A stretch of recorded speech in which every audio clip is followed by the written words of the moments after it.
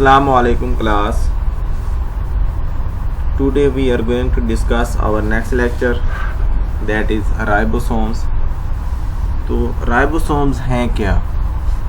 Basically ribosomes इनको कहीं ना कहीं सेल का ऑर्गेनेलिज भी कंसीडर किया जाता है और कहीं ना कहीं नहीं भी किया जाता। उसकी वजह ये है कि ribosomes are not bounded by membrane. ये मेम्ब्रेन के साथ बाउंडेड नहीं होते, नॉन बाउंडेड होते। इसी वजह से इनको कहीं कोई ऑर्गेनेली गिन लेता है तो कोई नहीं गिनता। दूसरी ये वजह है कि ये प्रोकैरियोट्स के अंदर भी पाया जाता है, जिस तरह यूकैरियोट्स के सेल में होते हैं। तो प्रोकैरियोट्स में तो हम ये चीज़ पढ़ते हैं कि दे हैव नो ऑर्गेनेलीज, उनके सेल के अंदर कोई भी ऑर्गेनेली नहीं होता। तो ये भी वजह है कि इसको ऑर्गेनेली नहीं समझा जाता। तो बहरहाल राइबोसोम्स है क्या जी, आपके सामने थोड़ी सी डायग्राम भी है। तो ribosomes basically the factory of protein synthesis. अब राइबोसोम की डिस्कवरी कब हुई, स्ट्रक्चर क्या है, फंक्शन क्या है, किस तरह प्रोटीन तैयार होती है, ये सारी डिटेल देखने के लिए let's move to the next slide. Ribosomes protein worker work benches, यानी कि प्रोटीन बनाने वाले ऐसे मजदूर जिन्होंने क्या बनानी है, protein. Discovered by George Palade. George Palade एक साइंटिस्ट थे, उन्होंने डिस्कवर किया था 1955 के अंदर। अच्छा, ये कहीं पे 1953 भी है, तो जो आपको सूटेबल लगे, अगर दोनों ऑप्शन हो तो उनमें से आपको जो बेहतर लगे, जो ज़्यादा करीब हो। तो 1955 ये मैंने ये पढ़ा है, बुक के ऊपर ये लिखा हुआ था, इसलिए मैंने इसी को क्लिक किया है 1955। अब ribosome is the cellular machinery responsible for making proteins. Ribosome की डिफरेंट डेफिनेशन है। तो पहली डेफिनेशन जो ब्लू कलर से वो क्या है जी, कि राइबोसोम एक सेलुलर मशीनरी है जिसने क्या बनानी है, protein. There are many ribosomes in each cell, यानी कि बहुत सारे राइबोसोम्स होते हैं, मिलियंस ऑफ राइबोसोम हो सकते हैं, ठीक है। ईच मेड अप ऑफ 2 सब यूनिट्स, 2 सब यूनिट से मिले हुए हैं। आपको ये मैसेंजर आ रहे हैं जो नजर आ रहे हैं, एक इसके ऊपर नीचे छोटा सा यूनिट, एक ऊपर है, तो 2 सब यूनिट्स। उसके बाद है जी दूसरी definition, ribosomes are one of the most important cell organelles compose of RNA, यानी बहुत इंपॉर्टेंट सेल ऑर्गेनेलीज हैं। यहाँ पे फिर ऑर्गेनेलीज कंसीडर किया गया जो आरएनए से मिलकर बने, and proteins that convert genetic code into chain of amino acid. यहाँ पे थोड़ा फोकस करें कि जो जेनेटिक कोड जो डीएनए से आ रहा है आरएनए की फॉर्म में, उसको प्रोटीन बनाने के लिए यानी अमीनो एसिड्स की चेन के अंदर कन्वर्ट करता है कौन, राइबोसोम्स।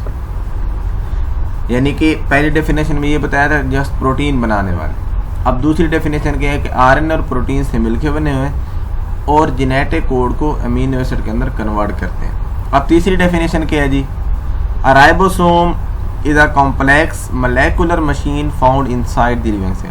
पहला पॉइंट कि कॉम्प्लेक्स है जी, मोलेकुलर मशीन है, inside the living cell, cells के अंदर होगी, बाहर नहीं होगी। That produce protein from amino acid.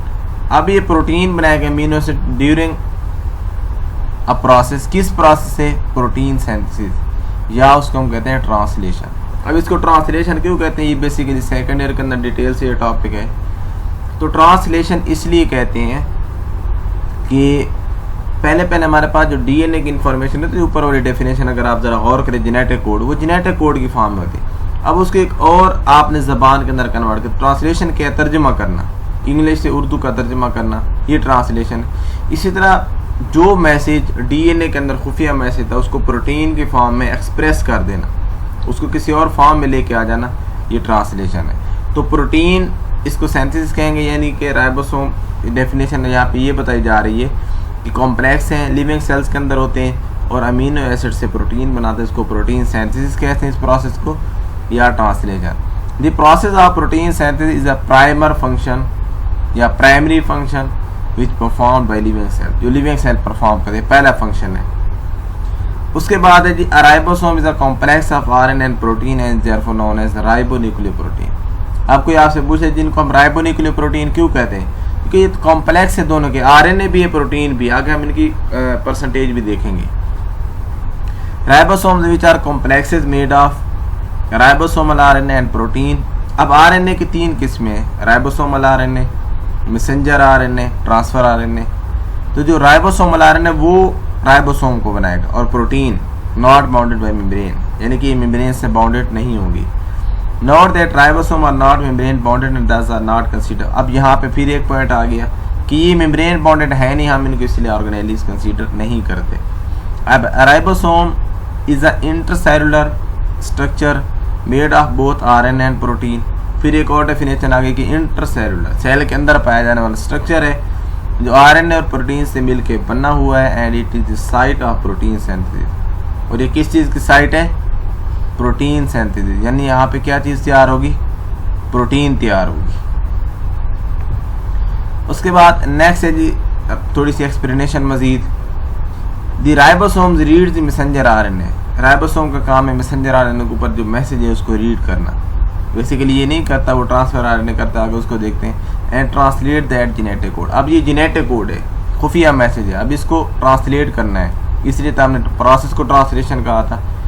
Into specified string of amino acid. यानी स्ट्रिंग एक आप कह सकते हैं बीड्स लाइक स्ट्रक्चर के पूरी एक चेन जो अमीनो एसिड की आनी है उसके अंदर इसको कन्वर्ट करना मैसेज को, which grow into long chain, जो लॉन्ग चेन में ग्रो करके प्रोटीन बनाएगी। ये प्रोसेस इंशाल्लाह नेक्स्ट वीडियो में जो लास्ट में इसकी एनिमेशन आएगी उसके अंदर देखेंगे किस तरह प्रोटीन बनती। They contain almost equal amounts of protein and special kind of ribonucleic acid, यानी राइबोसोमल। राइबोन्यूक्लिक एसिड की स्पेशल टाइप होते हैं जिसको हम कहते हैं ribosomal RNA. These two subunits lock around the messenger RNA. ये messenger RNA के इर्द गिर्द लॉक होते हैं and then travel along the length of the messenger RNA, और messenger RNA के साथ साथ ट्रैवल करते जाते हैं reaching each 3 letter कोडान। यानी कि जो सबसे पहले जहाँ से शुरू होंगे उसको हम कहेंगे स्टार्ट कोडान, जिसका जो है यानी कि AUG अगस्त से आपने याद रखना है कि पाकिस्तान बना था अगस्त को 1947, तो अगस्त AUG ये स्टार्ट कोडान है। जब ये जाएंगे जैसे ही फौरन एंड पे आएगा UAG, UAA, UGA, ये तीनों जैसे कोडान आएंगे, मैं दोबारा रिपीट कर देता हूँ, UAG, UAA, UGA, ये तीनों कोडान स्टॉप कोडान है। यहाँ पे फिर राइबोसोम अलहदा होना शुरू हो जाएगा, यहाँ पे प्रोटीन ख़त्म हो जाएगी और वो जो एक चेन बनी थी अमीनो एसिड की वो अलहदा हो जाएगी राइबोसोम से और प्रोटीन के स्ट्रक्चर में कन्वर्ट हो जाएगी। The ribosome serves as a docking station. अब ये वर्ड डॉकिंग स्टेशन का क्या मतलब है कि एक जगह, यानी कि इसके आगे डेफिनेशन भी कि एक जगह पूरी एक डिवाइस रहेगी, उसके साथ काफ़ी सारे स्मार्टफोन, कंप्यूटर, हर चीज़ कनेक्टेड। ऊपर आपको राइट साइड पर डायग्राम में नज़र आ रहा हो, यानी एक ही डिवाइस के साथ सारी चीज़ें कनेक्टेड की हुई हैं आपने। Docking station, a device in which a laptop, computer, smartphone, other mobile device में be place for charging, providing access to power supply. Charging वगैरह एक ही जगह पे सब की हो रही। For the transfer RNA that matches the sequence of base on the messenger RNA. अब इसको डॉकिंग स्टेशन किसके लिए कहा गया? For the transfer RNA.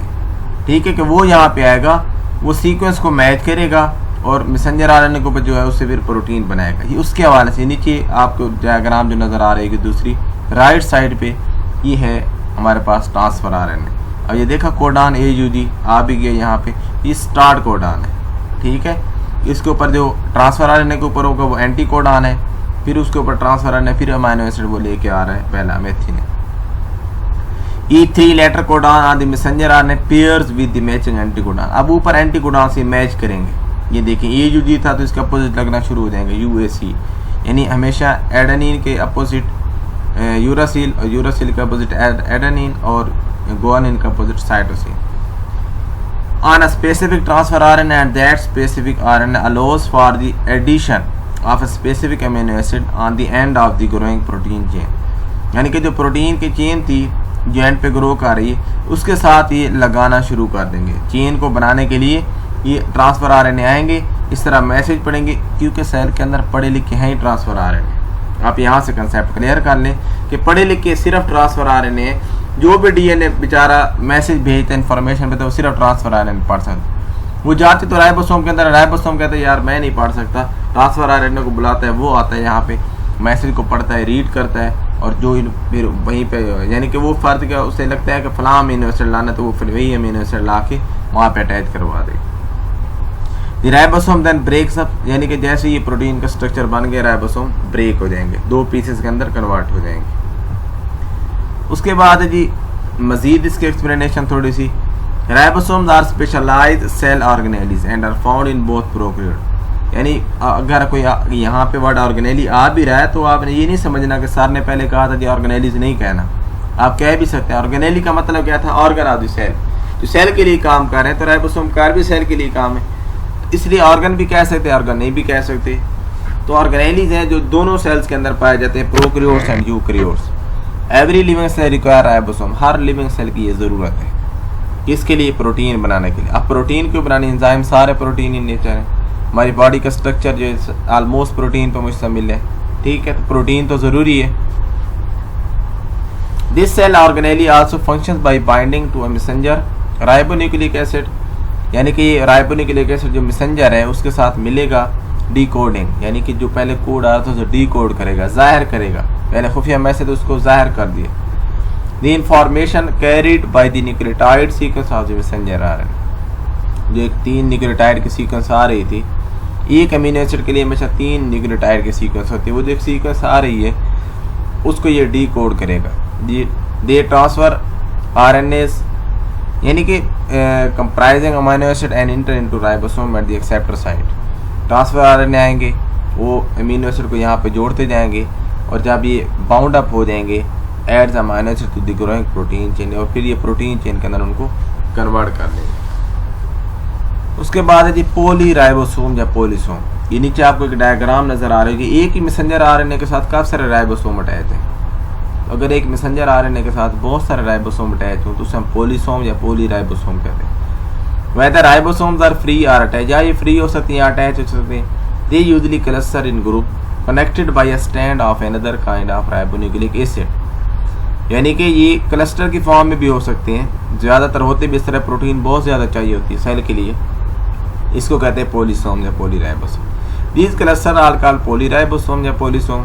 A polyribosome is a group of ribosome, ये डेफिनेशन आगे प्रॉपर है, bound to an messenger RNA molecule like beads on a thread. इस तरह के जैसे एक धागे के ऊपर आपने वो बटन लगा दी, बीड्स, ठीक है, तस्बीह नहीं होती जिस तरह तस्बीह एग्जाम्पल दी गई यहाँ पे।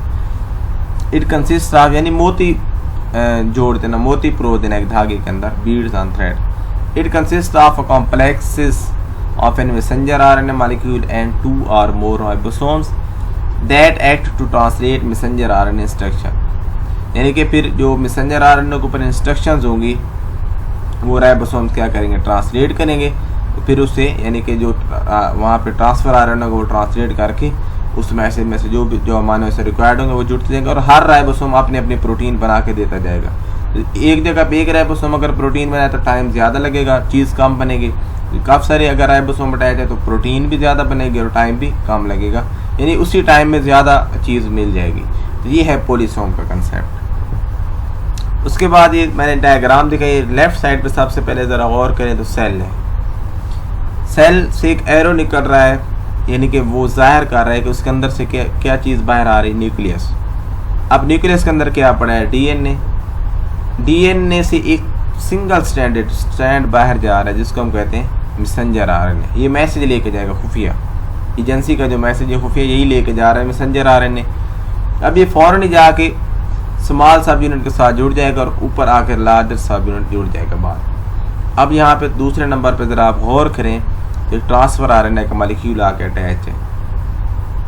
अब वो क्या कर रहा है, अटैच मॉलिक्यूल वो अपने अपने अमीनो एसिड जोड़ते जा रहे हैं और बाहर निकलते जा रहे हैं, और एंड पे देखें नीचे तो आपको एक यानी कि प्रोटीन का स्ट्रक्चर नज़र आएगा, एक बीडेड लाइक स्ट्रक्चर नज़र आएगा।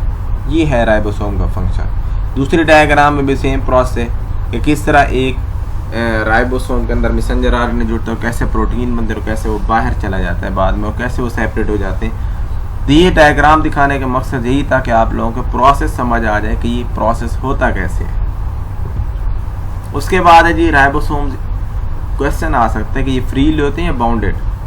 तो राइबोसोम दोनों सूरतों में पाए जाते हैं, या ये सेल के अंदर फ्रीली होते हैं जिस एरो के साथ आपको दिखाया गया है, या ये बाउंडेड हो सकते हैं। और किसके साथ बाउंडेड होंगे, ये आप लोगों ने नाम सुना होगा, एंडोप्लाज्मिक रेटिकुलम। उसकी 2 टाइप्स हैं, rough endoplasmic and smooth. Rough हम कहते हैं इसलिए कि उसके साथ राइबोसोम अटैच होते हैं।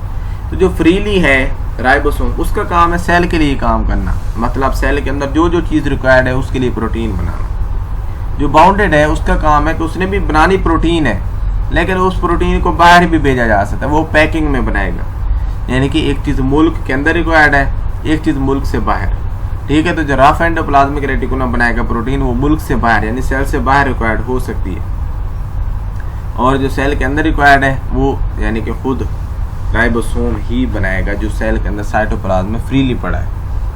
Cells that have high rates of protein synthesis have particularly large number of ribosome as well as prominent nucleoli। जिनको ज़्यादा प्रोटीन चाहिए फिर वो क्या करेंगे, बड़ा न्यूक्लियोलाई रखेंगे, क्योंकि न्यूक्लियोलाई में राइबोसोम बनने। तो factory of ribosome synthesis is known as nucleoli या nucleolus, which makes sense given the role of nucleoli in ribosome assembly। For example, a human pancreas cell, यहाँ पे एग्जाम्पल दी गई है, which makes many digestive, जहाँ पे ज़्यादा digestive enzyme बनते हैं, तो यहाँ पे मिलियंस ऑफ क्या हो सकते हैं राइबोसोम, क्योंकि इसने डाइजेशन में बहुत ज़्यादा रोल प्ले करना है। Ribosomes build protein in two cytoplasmic locales, ठीक है, यानी कि दो जगह पे ये प्रोटीन बनाता है राइबोसोम, इसकी दो जगह हैं। Some ribosome attach to endoplasmic reticulum, यानी कि कुछ उसके साथ, नेक्स्ट सेक्शन में हम इसको भी देखेंगे, आप डायग्राम में भी देख सकते हैं। सम फ्लॉट फ्रीली, कुछ फ्रीली तैर रहे होते हैं।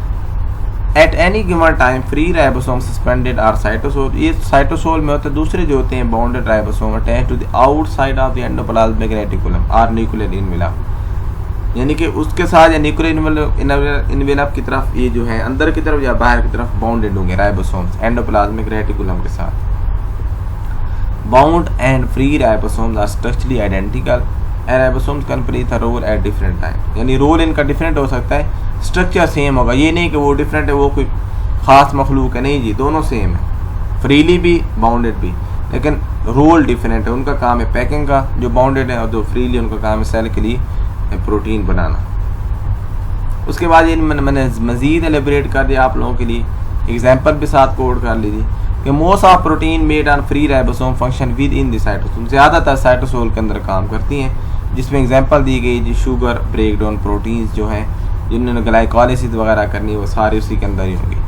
अब बाउंड राइबोसोम्स जो हैं ये प्रोटीन्स बनाते थे defined for insertion into membrane, जिन्होंने मेम्ब्रेन के अंदर जुड़ना है, सेल से बाहर, तो यही मतलब है मेम्ब्रेन के अंदर। For packing with in certain organelles, जैसे लाइसोसोम वगैरह हम पढ़ेंगे इंशाल्लाह। अब लाइसोसोम के अंदर भी तो एंजाइम है, वो जो एक ऑर्गेनेली है उसके अंदर एंजाइम है, तो वो जो है पैकिंग वाले वो यही है जो एंडोप्लाज्मिक रेटिकुलम से आ रहा है, जो export from the cell secretion, जो सेल सिक्रीट करता है बाहर, पेनक्रियाज वगैरह, ठीक है, तो वो सारी प्रोटीन एंडोप्लाज्मिक रेटिकुलम से आएंगी। Cell that specialise in protein secretion for cell of the pancreas, example भी आगे के पेनक्रियाज के सेल्स ये सिक्रीशन करते रहते हैं, तो इसलिए ये हम एग्जांपल किसके अंदर ले रहे हैं, बाउंडेड राइबोसोम्स के अंदर, यानी जो एंडोप्लाज्मिक रेटिकुलम के साथ बाउंडेड है। उसके बाद नेक्स्ट हमारे पास है प्रोटीन बनती कैसे, प्रोसेस, ऑलमोस्ट डिस्कस कर ही लिया, मजीद इसको अच्छे से डिस्कस कर लें जी। Ribosome is a complex of RNA and protein, दोबारा वही बात आ गई, इसलिए हम इनको राइबोन्यूक्लियोप्रोटीन कहते हैं। दो सब यूनिट्स होते हैं, आपको डायग्राम में नजर आ रहा होगा, लार्जर सब यूनिट एंड स्मॉलर सब यूनिट। स्मॉलर सब यूनिट कैप लाइक, जो छोटा है वो कैप की तरह होता है, और जो बड़ा यूनिट है उसका वो किस तरह होता है, डोम लाइक, डोम गुम्बद नहीं हो तो उसकी तरह। अब smaller subunit is where the messenger RNA bind, यहाँ पे मैसेंजर आरएनए बाइंड करना है पहला पॉइंट, एंड डिकोडेड, यहाँ पे डिकोड किया जाएगा। लार्जर सब यूनिट पे क्या होना है, दी अमीनो एसिड गेट एडेड, यहाँ पे अमीनो एसिड एडेड होना है। इसका स्ट्रक्चर आगे इंशाल्लाह देखेंगे डिटेल के साथ कि किस तरह अमीनो एसिड आके उसके ऊपर अटैच कर रहे हैं इसके अंदर, यानी कि वो हिस्सा है, वो इसके अंदर आप कह सकते हैं सांचा है जिसके अंदर आके अमीनो एसिड ने अटैच होना। Both of the sub units contain both protein and ribonucleic acid components, दोनों के अंदर, दोनों यूनिट्स के अंदर आरएनए भी होगा और प्रोटीन भी होगी।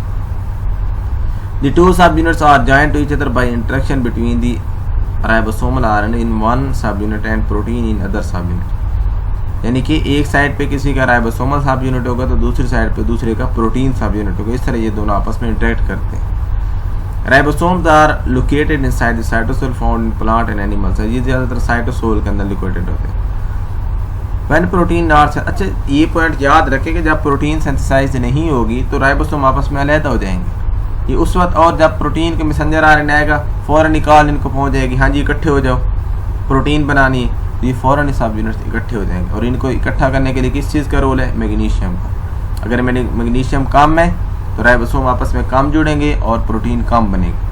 अगर मैग्नीशियम ज़्यादा है तो राइबोसोम ज़्यादा जुड़ेंगे और प्रोटीन ज़्यादा बनेगी। ये कंसेप्ट आपने याद रखना है। नीचे मैंने लिखा वो भी है।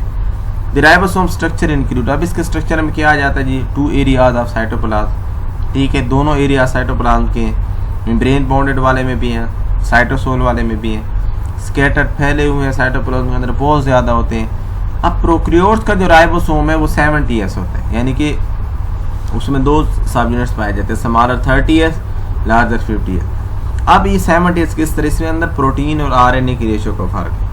RNA इसके अंदर 60% होता है, प्रोटीन 40% होती है। वाइल यूकैरियोट्स है 80S जिसके अंदर RNA 40% है और 60% क्या है? प्रोटीन, यानी ज़्यादा प्रोटीन यूकैरियोट्स के।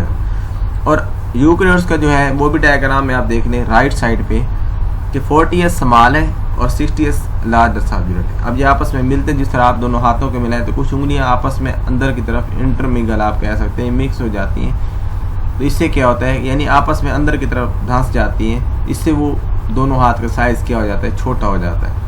इस तरह ये आपस में जब जुड़ते हैं तो आपस में फंस जाते हैं, जिससे इनका साइज़ कम हो जाता है। वो इसलिए 60 और 40S 100S की बजाय 80S बन जाते हैं।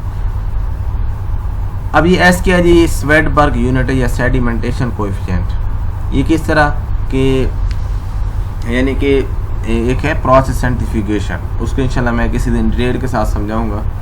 उसमें ये होता है कि टेस्ट ट्यूब के अंदर, यानी कि अगर फ़र्ज़ किया मुझे इन्होंने टेस्ट ट्यूब के अंदर डाल दिया और उन्होंने मिक्स करना शुरू कर दिया, तो मेरे जो लार्जर पार्टिकल्स होंगे, जो हैवियर होंगे, वो नीचे बैठना शुरू कर देंगे, स्मॉलर जो होंगे वो अपर सरफेस पे आना शुरू कर देंगे। सेम इसी तरह ये स्वेडबर्ग यूनिट है।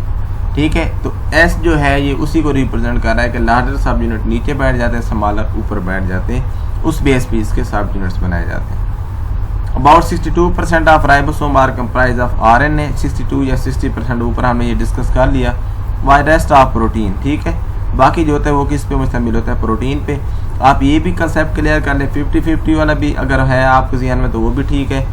ये ओवरऑल बात कर रहे हैं। और जो ऊपर मैंने सेपरेट बताया ये भी, यानी कि यूकैरियोट्स के लिए ये भी वैलिड है MCQs के हवाले से। The structure of free and bound ribosome is similar and is associated with, structure वो फ्री है या बाउंड है, स्ट्रक्चर सिमिलर है, दोनों का काम है प्रोटीन को बनाना। बस ये आपने याद रखना है। उसके बाद फंक्शन क्या है जी? बेसिकली तो एक ही फंक्शन है, प्रोटीन सिंथेसिस, लेकिन यहाँ पे थोड़ा डिटेल्स है। Assemble amino acid, amino acid को असेंबल करना ये भी राइबोसोम का काम है। क्यों असेंबल करना? ताकि प्रोटीन तैयार हो सके। अब DNA जो मैसेंजर RNA प्रोड्यूस करेगा वो ट्रांसक्रिप्शन कराता है। वो प्रोसेस क्या कराता है? ट्रांसक्रिप्शन। और ये रेप्लिकेशन की वजह से ये वापस भी हो सकता है, ठीक है, या ये रिवर्सिबल प्रोसेस, आप ये भी समझें। अब RNA से प्रोटीन का बनना ये ट्रांसलेशन कराता है। तो ये आपने 2 कंसेप्ट, यानी कि synthesis of RNA from DNA is known as transcription, synthesis of protein from RNA is known as translation. तो बेसिकली जो इसका फंक्शन है वो हमने पीछे भी पढ़ा है, वो क्या है जी? Protein synthesis. कुछ क्वेश्चन है जी मैंने आप लोगों के लिए लिखे हैं कि फंक्शन ऑफ राइबोसोम, फिर वही आ गया प्रोटीन सिंथेसिस, पहले का आंसर क्लियर है। Ribosome compose of RNA and protein, ठीक है, और RNA कौन सा होगा? Ribosomal. How does the ribosome work, कैसे काम करता है जी? दोनों सब यूनिट आपस में मिलेंगे, मैसेंजर RNA अटैच होगा, ठीक है, उसके बाद क्या होगा जी? मैसेंजर RNA के साथ ये बाइंड करके प्रोटीन तैयार करना शुरू कर देंगे। उसके बाद है जी what are 2 different types of ribosome, तो कौन 2 डिफरेंट कौन से टाइप्स है? 70S and 80S। अब 70S किसके अंदर होता है?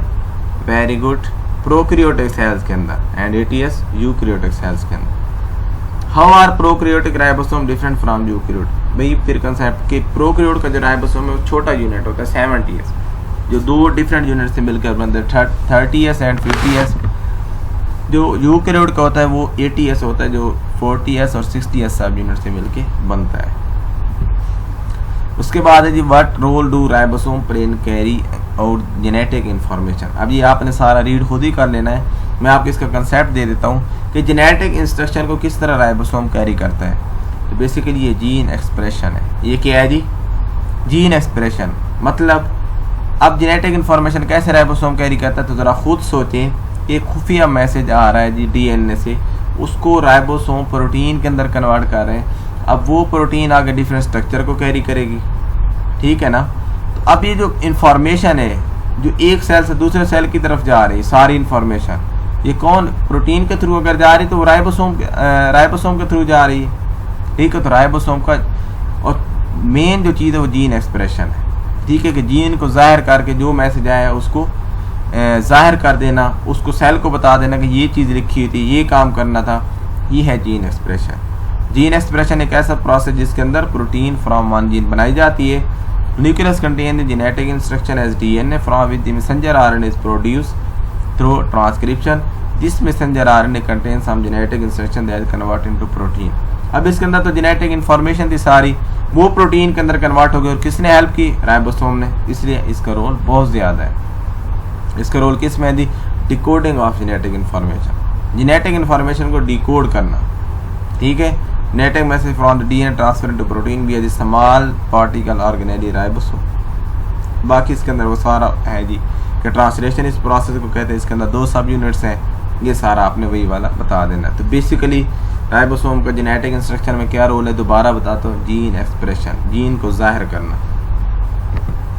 उसके बाद है जी describe the molecular composition of nucleoli and explain their function. Nucleoli किससे मिलकर बनते हैं जी?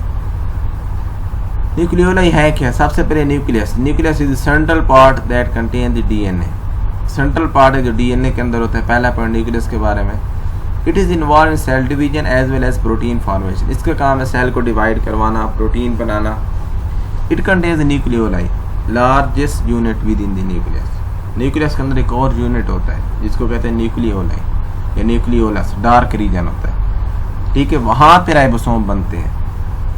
Molecular composition of the nucleolus comprises RNA and protein. ये आरएनए से मिलकर बनते हैं और प्रोटीन से। It also contain DNA. अब यहाँ पे डीएनए भी होगा, ये भी याद रखें। न्यूक्लियोलाई में डीएनए भी साथ होगा, प्रोटीन और आरएनए और डीएनए तीनों चीज़ें होंगी। RNA is the combination of nucleic acid that is single stranded protein और elements made up of amino acids that are linked together. अब न्यूक्लियोलाई के काम क्या है जी? Protein synthesis. दोबारा मैं रिपीट कर देता हूँ, factory of protein synthesis is known as ribosome, factory of ribosome synthesis is known as nucleoli या न्यूक्लियोलस, ठीक है। तो न्यूक्लियोलस किससे मिलके बना है? DNA, RNA and protein. उसके बाद एक और क्वेश्चन है जी, ये बेसिकली आप लोगों से रिलेटेड तो नहीं है लेकिन कोई नहीं, आ गई, इसका भी आंसर कर देते हैं जी।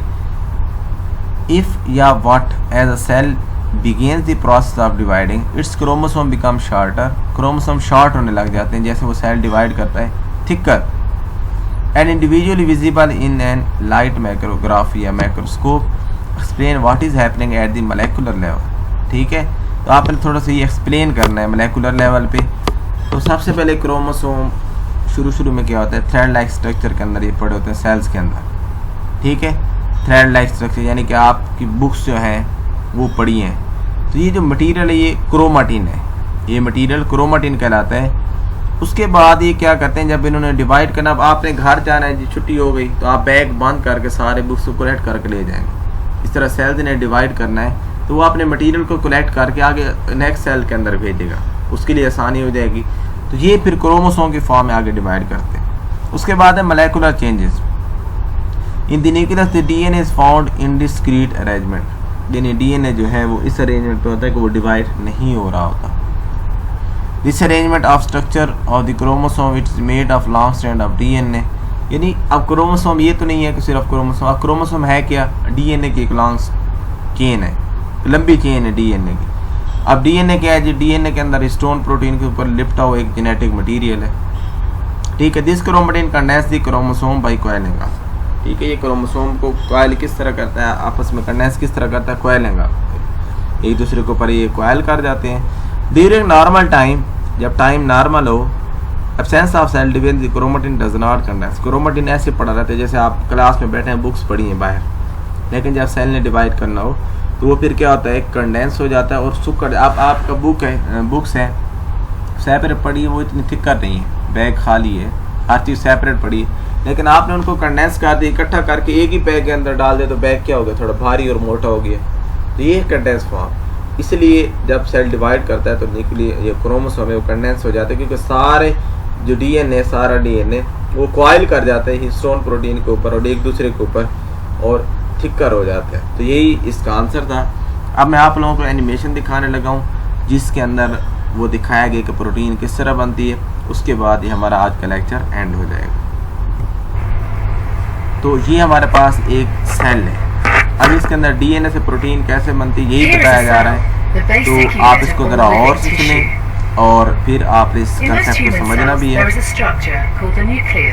ये देखें, ये न्यूक्लियस सिखाया जा रहा है सेंटर के अंदर। अब न्यूक्लियस के अंदर क्या है वो बता रही है कि जीनोम होता है, ठीक है। ये क्रोमोसोम है, 23 पेयर होते हैं ह्यूमंस के अंदर, 46 क्रोमोसोम, ठीक है। और ये डीएनए टाइटली पाउड है, प्रोटीन के अंदर पैक्ड है, हिस्टोन प्रोटीन उसका नाम है, उसके ऊपर ये पैक्ड है, ठीक है। अब डीएनए के ऊपर सेक्शन है जिनमें प्रोटीन बनाने उनको हम जीन कहते हैं। डीएनए का वो पार्ट जिसने प्रोटीन बनाने उसको जीन कहते हैं। An enzyme called RNA polymerase attaches to the start of the gene. ठीक है, आरएनए पॉलीमरेज आगे अटैच होगा, अब इससे आरएनए बनेगा, ठीक है। और डीएनए अनकॉइल होता जाएगा और जो एक स्ट्रैंड बनता जा रहा है ये सिंगल ये आरएनए का स्ट्रैंड।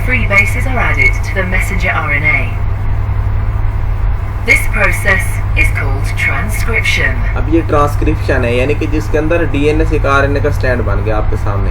और ये कौन सा आरएनए होगा? मैसेंजर आरएनए, ठीक है। इसको कहते हैं transcription. It needs to be processed. This involves removing and adding sections of RNA. The messenger RNA then moves out of the nucleus into the cytoplasm. अब ये न्यूक्लियस से बाहर आएगा मैसेंजर आरएनए राइबोसोम के अंदर अटैच होने के लिए और यहाँ पे प्रोटीन बनेगी। Protein factories in the cytoplasm called ये राइबोसोम्स हैं। bind to the अब messenger पहले वो RNA. स्मॉलर यूनिट के साथ मिला था, दोबारा The बड़ा यूनिट ribosome ऊपर reads the आता है। code अब ये of the ट्रांसफर messenger आ रहा है जो आ रहा है RNA to अभी, produce a chain made up of amino acids. ये ट्रांसफर आने जिसके ऊपर अमीनो There एसिड are लगा हुआ 20 है। different types of amino acid.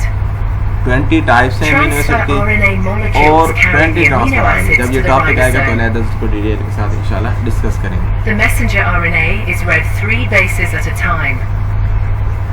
As each ये triplet is देखिए read, ट्रांसफर a आरएनए फिर दोबारा transfer सेल की तरफ RNA जा रहे हैं delivers और the अमीनो एसिड लाने corresponding के लिए, amino acid. और अमीनो एसिड आपस में जुड़ते जा रहे हैं और ये जो बॉन्ड होगा This is इसको कहते हैं added to a peptide growing bond chain of between amino amino acids. Acids. Once the last amino acid has been added, the chain folds into a अब ये चेन complex बाहर 3D निकल गया amino acid shape से to और इसने form क्या the बना दी? protein. प्रोटीन बना दी। तो इस तरह ये प्रोटीन बनती है, ठीक है। क्लास आज के लिए इतना ही। अल्लाह हाफिज़।